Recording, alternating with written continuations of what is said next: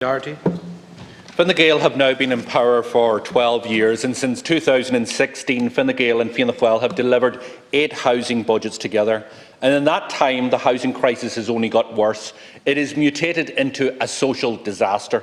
And since this government took office, as we heard, the average house price has now increased by more than €70,000, pushing the aspirations of home ownership beyond the reach of far, far too many.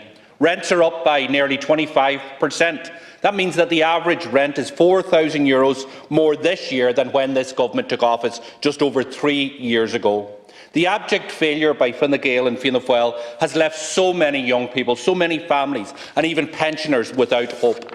And across every category of homelessness, adults, pensioners, even children, records are broken every single month by this government. And it is the great shame of our society that over 3,900 children are homeless, their childhoods spent in emergency accommodation or worse.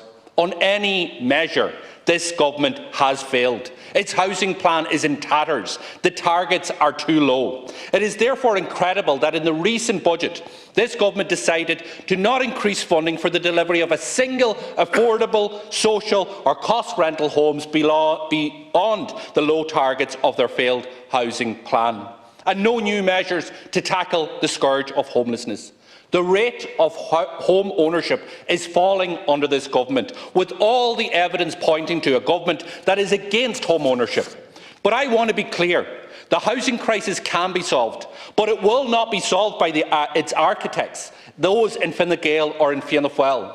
Change is only possible with a change in government, and that is what Sinn Féin is determined to deliver. To stand up for renters, reducing rents and freezing them, putting up to €2,000 back into renters' pockets.